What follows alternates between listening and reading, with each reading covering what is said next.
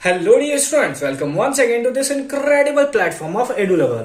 Class 12 physics sample paper के question number 4 के solution में हम लोग पहुंच चुके हैं। अगर इसे प्रीवियस वीडियो आपने अभी तक नहीं देखा है, कंप्लीट प्लेलिस्ट का लिंक मिलेगा आपको डिस्क्रिप्शन में।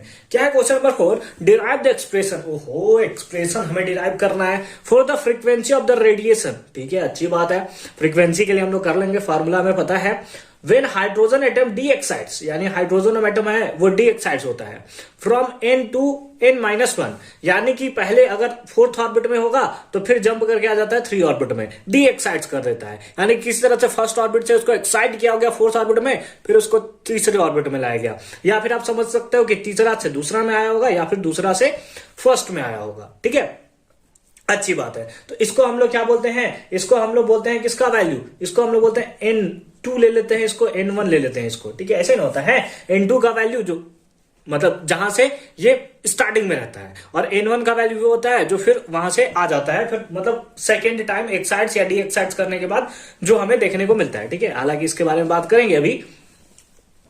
Also show that the large value of n, also हमें ऐसा भी शो कर रहा है कि अगर वैल्यू लार्ज है n का, this frequency equals to the classical frequency of revolution of an electron. तो ऐसा हमें शो भी करना है। ठीक है, अच्छी बात है, शो भी कर देंगे हम लोग, क्या दिक्कत है। तो सबसे पहले हम लोग एक्सप्रेशन डिराइव कर लेते हैं। ठीक है, तो हम लोग ये कौन सा चैप्टर का है? तो एटम चैप्टर का है। तो बोर्स अंकल के अकॉर्डिंग हम लोग क्या जानते हैं? According to Bohr's theory.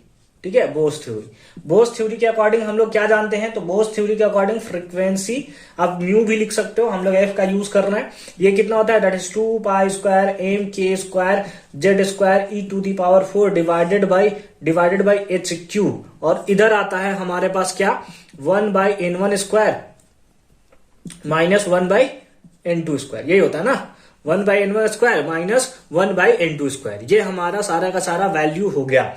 अब यहां पे हमें दिया हुआ है कि n1 जो है, n1 क्या है और n2 क्या है? n2 जो स्टार्टिंग में रहता है, तो स्टार्टिंग में कहां पे है? n पे है, और डी एक्साइट्स करके आ कहां जा रहा है? तो n-1 में आ जा रहा है। ठीक है, तो ये हमारा वैल्यू हो गया। इसमें आप पुट करोगे, आपको वैल्यू मिल जाएगा। n1 के प्लेस पे n-1 पुट कर लो, और n2 के प्लेस पे n पुट कर दो। ठीक है, तो इधर मैं कर दे रहा हूं क्योंकि हमें कैलकुलेशन तो इसी पार्ट का करना है, ये तो हमारा कांस्टेंट चलेगा। ठीक है, तो आइए इस पार्ट को थोड़ा कैलकुलेट करके मैं इधर लिख देता हूं। तो क्या होगा? 1/n1 का वैल्यू कितना है? n-1। तो हमने लिख लिया n-1, स्क्वायर है तो स्क्वायर कर लिया, माइनस 1/n2 का वैल्यू कितना है? n, तो कर लिया n का स्क्वायर। तो यहां पे नीचे कितना आ जाएगा? n स्क्वायर इंटू n-1 का होल स्क्वायर। इससे ये मर गया, n1 स्क्वायर ऊपर चला जाएगा। ठीक है, इससे ये मर गया, ये n1 ऊपर चला गया, फिर माइनस क्या हो गया? n स्क्वायर से n स्क्वायर मिल गया, ये वाला टॉपिक जो है ऊपर चला गया, यानी n-1 का होल स्क्वायर। तो क्या होता है फॉर्मूला? a माइनस बी का होल स्क्वायर, तो हो गया a square plus B square minus 2ab, यानी कि -2n। ठीक है, -2n। तो हमारे पास क्या हो गया? n square minus n square plus minus -1 और plus 2n divided by n square into n-1 का होल स्क्वायर। इससे ये मर गया, तो हमारे पास क्या बचा? That is 2n-1 divided by n square into n-1 का होल स्क्वायर। अब इसके प्लेस पे हम लोग इस वैल्यू को लिख सकते हैं। तो चलिए, नया फ्रीक्वेंसी कितना आ जाएगा? फ्रीक्वेंसी आ जाएगा that is 2 pi square M K square Z square E to the power 4 divided by H cube into कितना हो जाएगा? That is 2n-1 divided by n square into n-1 का होल स्क्वायर। ठीक है, इतना इसको बिग ब्रैकेट में कर देते हैं ताकि इस लोग दोनों में हम लोग डिफ्रेंशिएट कर सकें। ठीक है, इसको ऐसे कर देते हैं, ऐसे कर देते हैं। ठीक है, तो इतना का इतना हमें वैल्यू देखने को मिल रहा है। ठीक है, लेकिन उसके बाद हमें क्या बोला है? ये तो हमारे यहां तक फ्रीक्वेंसी आया, लेकिन आगे हमसे बोला है कि also show that for large value of n। ठीक है, आप इसको जो है वो इधर ही करते चले जाओगे। ठीक है, इधर ही करते चले जाओगे, लेकिन क्योंकि ये फिर बार बार इसको हमको लिखना पड़ता है, इसलिए मैं इसको इस पार्ट को इधर कर दिया हूं। ठीक है, इसको मिटा दिया जाए क्या? इसको मिटा दिया जाए क्या? बिल्कुल अच्छी बात है। समझ गए ना? तो f इक्वल्स टू आ गया 2 pi square M K square into Z square into the power 4 divided by H cube. ठीक है, और फिर हमें इतना का इतना वैल्यू हमें देखने को इधर मिल रहा है। तो हमें पूछा था डिराइव द एक्सप्रेशन, हमने डिराइव कर लिया। नाउ अब हम लोग आगे वाले पार्ट पे चलते हैं। So that the for large value of n, तो यहां लिखेंगे now for large value of n, large value of n, है ना, n के लार्ज वैल्यू के लिए। तो n के अगर लार्ज वैल्यू होगा, लार्ज वैल्यू अगर n का होगा, तो जैसे 2n-1 है, 2n-1 है, तो क्या इसको 2n नहीं लिख सकते? जैसे कि अगर n का वैल्यू अगर आप 1000 लेते हो तो 1000 इंटू 2 कितना हो जाएगा? 2000, 2000-1 तो कितना हो गया? 1999। तो 2000 और इसमें क्या फर्क है? कोई फर्क नहीं है, यानी कि 2n-1 को हम लोग लिख सकते हैं इक्वल टू 2n फिजिक्स के अकॉर्डिंग। तो इसके प्लेस पे 2n-1 को हम लोग क्या लिख सकते हैं? 2n के इक्वल लिख सकते हैं, और n-1 को n के इक्वल लिख सकते हैं। बोलिए लिख सकते हैं कि नहीं लिख सकते? लिख सकते हैं ना। फिजिक्स ये हमें सहूलियत देता है कि अगर लार्ज वैल्यू है तो उसके प्लेस पे आप इसको वैल्यू पुट कर सकते हो। और आपने इलेक्ट्रोस्टैटिक्स का जो डेरिवेशन किया होगा उसमें मैक्स निकाला होगा, मिनिमम निकाला होगा, तो उसमें सारा का सारा वैसे ही वाला होता है। ठीक है, कि साइन इतना 0 तो वो कॉस 90, इस टाइप वाला जो कॉन्सेप्ट था। हालांकि उसके बारे में अभी नहीं बात करेंगे, ठीक है, कभी और बात करेंगे। फिर लार्ज वैल्यू ऑफ एन के इस वैल्यू के लिए हमें इतना इतना होगा। तो चलिए वैल्यू पुट कर दीजिए, कितना आएगा? उस केस में एफ हमारे पास आएगा, that is 2 pi square m k square z square e to the power 4 divided by h cube. अब इसमें आता है इनटू, इसके प्लेस पे क्या होगा? 2n-1 को हम लोग 2n लिख सकते हैं, 2n डिवाइडेड बाई यहाँ n स्क्वायर है, n स्क्वायर हमने लिख लिया, इंटू n-1 को n लिख सकते हैं, n का square that is n square. अब इसका n से इसका स्क्वायर कैंसल, तो n क्यूब बन गया। ये कितना बन गया? n क्यूब बन गया, 2 2 जा 4 हो गया। तो अब f कितना आ जाएगा?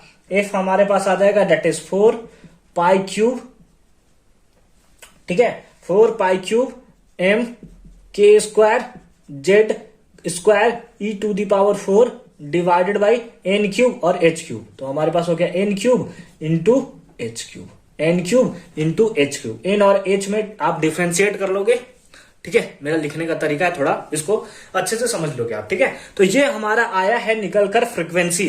अब हमें ऐसा शो करना है कि ये जो होता है वो किसके इक्वल होता है? क्लासिकल फ्रीक्वेंसी के इक्वल होता है।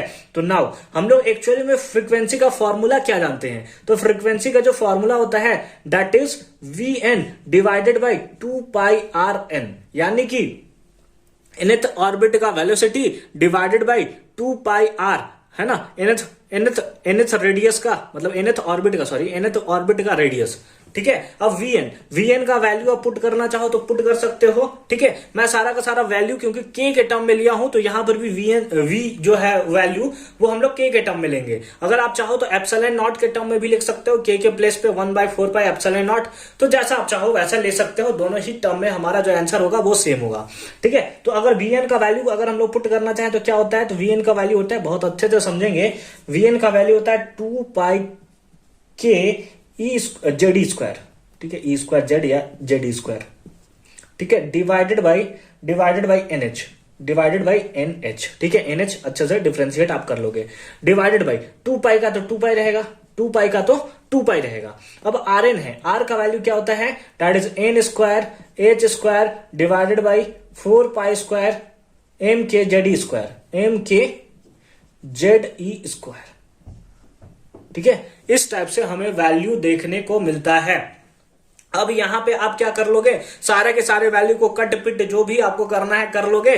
तो ये जो फ्रीक्वेंसी आया है, ये जो वैल्यू आया है, ये वैल्यू ना इसी फ्रीक्वेंसी के इक्वल आएगा, that is 4 pi cube M K square Z square E to the power 4 divided by N cube into H cube, ठीक है। दोनों आपस में इक्वल आएगा और लास्ट में लिख लोगा hence LHS equals to RHS।